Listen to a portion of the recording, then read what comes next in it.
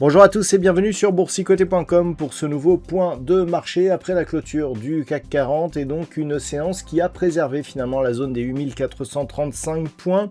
On est quasiment évolué dans les mêmes zones de cotation que la séance précédente, mais en clôturant plutôt dans la partie supérieure de cette zone d'évolution, puisqu'à 8467,98, eh bien le CAC 40 gagne ce soir 0,44% par rapport à la clôture de la séance précédente. Donc on confirme la bonne orientation que nous avons depuis le début de cette semaine avec un CAC 40 qui s'inscrit en hausse en clôture sur un niveau que l'on n'avait pas vu pour une clôture, je précise. Au niveau des indicateurs techniques, ça se stabilise au niveau des histogrammes du MACD, on reste sur une pression haussière au niveau du RSI avec de forts volumes. Alors je vais en parler, il y a peut-être un effet technique puisque c'est une séance à 4 sorcières du côté des États-Unis pour cause de jour férié. Ces 4 sorcières ont été décalées du côté des États-Unis, peut-être un effet indirect sur les indices européens. Les 4 sorcières seront maintenues à demain en Europe. Donc nous avons ces volumes en forte hausse, donc nettement supérieur à la moyenne. Est-ce que cela présage d'une conviction sur ce mouvement qui pourrait appeler une suite?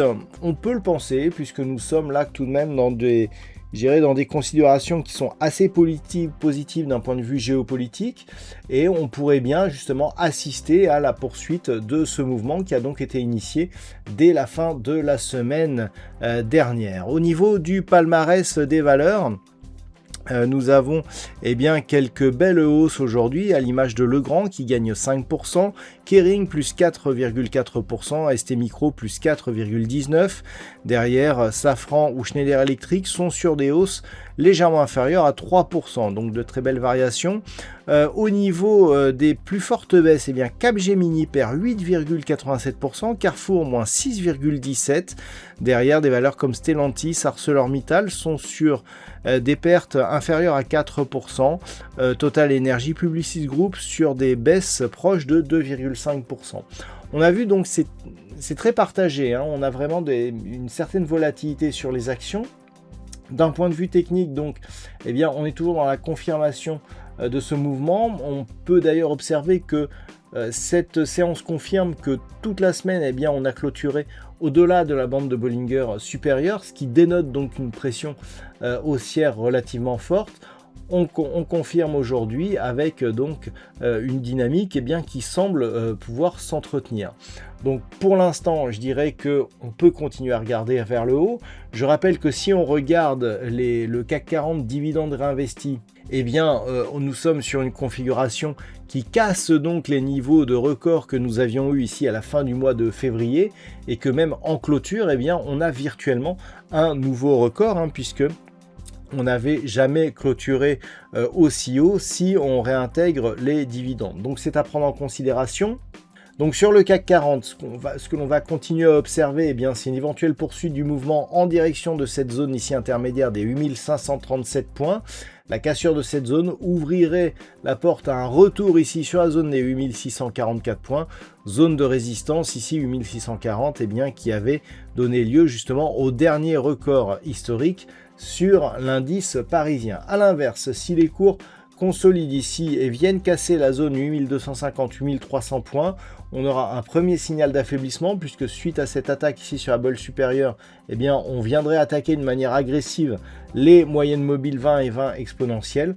Une rupture de cette zone donc serait un premier signal d'affaiblissement, avec une zone de retournement ici sous 8090 points. Donc on ne change pas trop au niveau des zones à casser pour détecter des éventuels changements de tendance, mais globalement le fait que l'on confirme ici continue à valider une possible poursuite du mouvement haussier, avec donc les objectifs donnés. En termes, de macroéconomie, on va le voir, on a une baisse des cours du pétrole, on a un tanker d'ailleurs français qui a pu traverser le détroit d'Ormuz, donc il semblerait que la situation se normalise.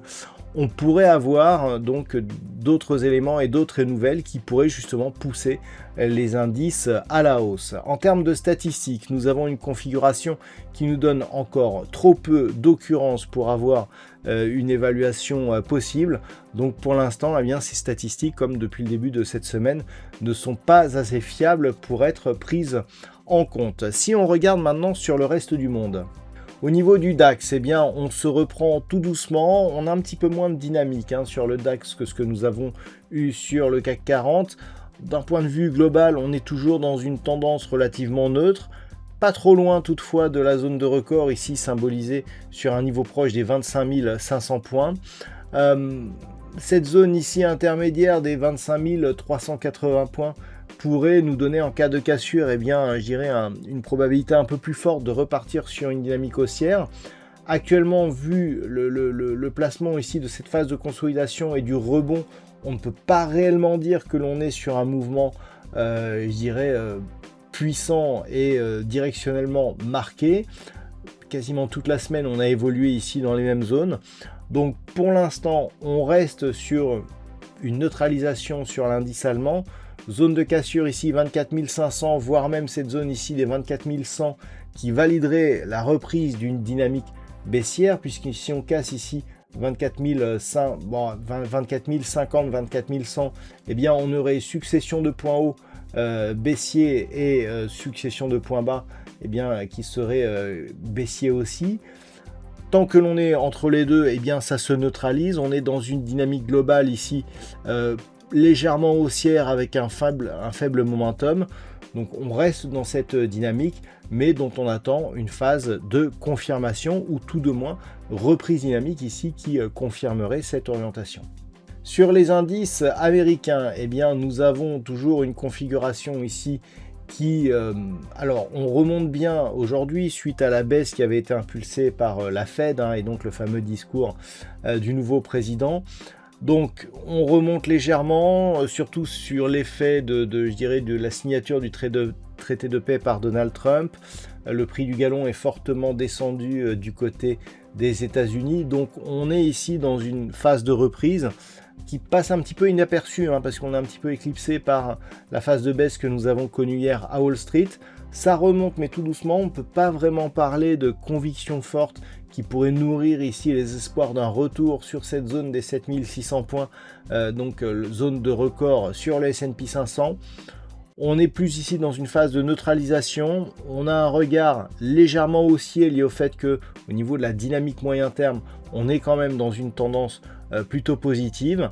Niveau d'invalidation et donc de retournement sous cette zone ici des 7250 points sur le S&P 500.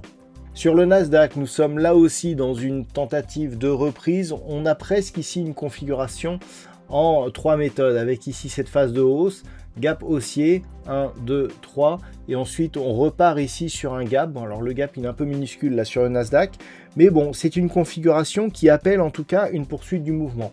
Là aussi, on est très proche des niveaux records sur le Nasdaq, donc des niveaux qui se situent ici sur le point haut à 30 762 points. La reprise haussière manque un petit peu de conviction. On a effectivement une ouverture sur un petit gap, mais pas de relais derrière. Le gap est comblé. On attend ici éventuellement une cassure de cette zone des 30 600 points pour donner un peu plus, je dirais, d'allant à ce mouvement haussier. D'un point de vue moyen terme, on reste ici sous l'impulsion sous l'impact de cette zone ici d'impulsion qui a très peu consolidé. On a vu, on a à peine été chercher un peu au-delà ici du retracement à 23,6% de Fibonacci. Donc on doit considérer que d'un point de vue moyen terme, on reste dans une dynamique haussière, mais on attend ici une accélération qui viendrait confirmer tout ça.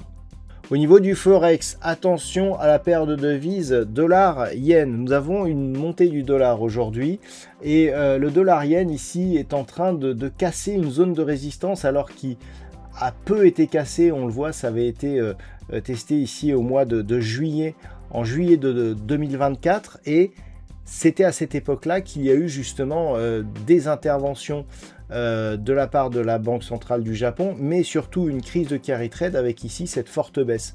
On est sur des niveaux ici dont on sait qu'ils peuvent susciter des réactions assez fortes de la part de la Banque centrale du Japon. Là, on la casse d'une manière assez forte. On avait déjà eu ici des réactions sur des niveaux inférieurs. Donc on peut s'attendre à une hausse de la volatilité sur cette paire de devises. Du point de vue de la construction, ici, on est sur une dynamique qui évolue donc durablement au-dessus de la moyenne mobile 20 exponentielle.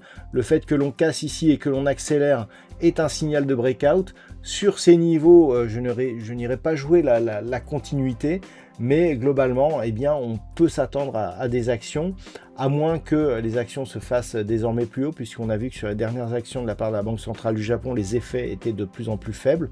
Donc attention à ces niveaux, on est sur potentiellement ici des niveaux qui peuvent apporter énormément de volatilité. Sur la paire de devises euro-dollar, eh bien, on confirme l'orientation baissière de la dynamique. On a ici des contacts sur la bolle inférieure et la moyenne mobile 20 exponentielle agit comme zone de résistance. Ces derniers jours, j'attirais votre attention sur le fait que l'on ne parvenait pas ici à casser cette zone des 1,1615. Ça restait un rebond technique d'un setup qui restait baissier, c'est exactement ce que je vous indiquais. On en a la confirmation aujourd'hui. L'objectif des 1,1458 est atteint, c'est-à-dire on vient chercher l'objectif et on se stabilise. Donc cette zone technique est toujours significative. On valide donc la poursuite d'une dynamique baissière d'un point de vue court terme. Attention, la rupture de cette zone pourrait nous donner un nouvel objectif sur cette zone des 1,1395. Donc globalement, eh bien, on reste dans cette dynamique court terme ici, orientée à la baisse, dans une dynamique moyen terme qui reste neutre. Mais attention, si on venait casser ici cette zone des 1,1395, on sortirait d'un range par le bas, d'une zone d'évolution dans laquelle on est depuis plus d'un an. Donc le signal serait assez important sur cette paire de devises euro-dollar. Sur l'or, toujours peu de mouvements, un petit peu comme sur l'euro-dollar, on reste ici dans une dynamique avec un léger momentum baissier. Le rebond technique ici n'a fait que valider la moyenne mobile 20 exponentielle comme une zone de résistance. On commence à repartir à la baisse. Si les cours reviennent ici sur la zone des 4100 $ l'once et cassent cette zone, eh bien on confirmera donc l'orientation baissière de cette dynamique court terme par la rupture ici de cette zone de support majeur. Globalement, si les cours revenaient et cassaient cette zone, eh bien le prochain objectif serait ici 3890 $ l'once, niveau d'invalidation si les cours reviennent au-delà des 4550 $ l'once. Au niveau du pétrole, on arrive enfin sur cette fameuse zone qui, en cas de cassure baissière, eh bien, serait vraiment un signal fort pour la situation géopolitique. Cette zone ici, c'est le point bas que nous avions connu le 17 avril, la zone des 77 $ le baril sur le Brent, zone que l'on est venu tester aujourd'hui. Malgré une signature donc d'un accord par Donald Trump, on n'est pas parvenu à casser cette zone. Le prix, l'essence a fortement baissé du côté des États-Unis. On attend de même sur le brut européen.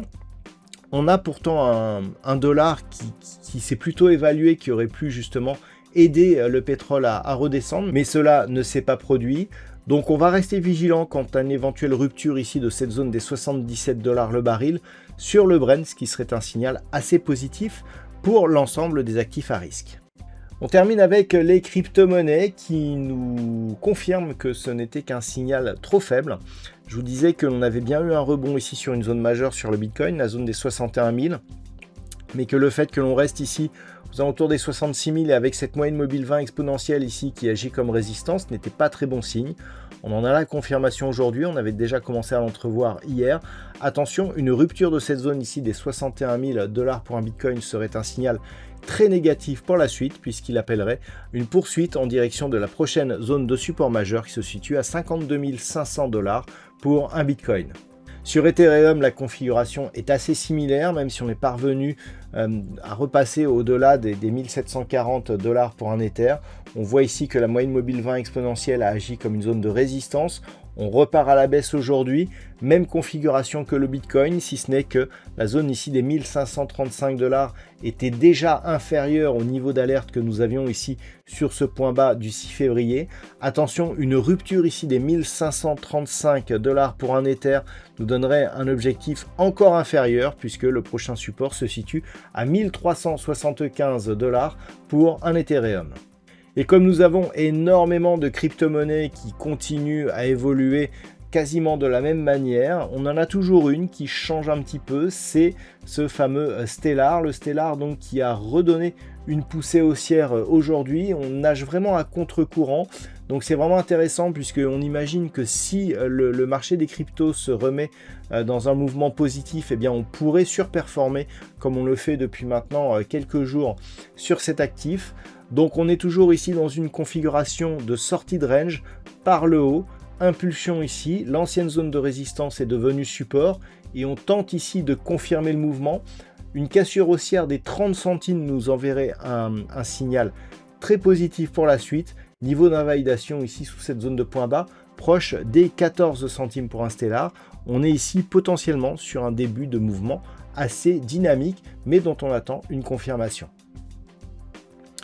Voilà donc ce que l'on peut dire sur l'analyse technique de ces principaux actifs de marché pour aujourd'hui. Je vous souhaite de passer une très bonne soirée. On se retrouve dès demain pour d'autres analyses techniques, toujours sur le site boursicoté.com.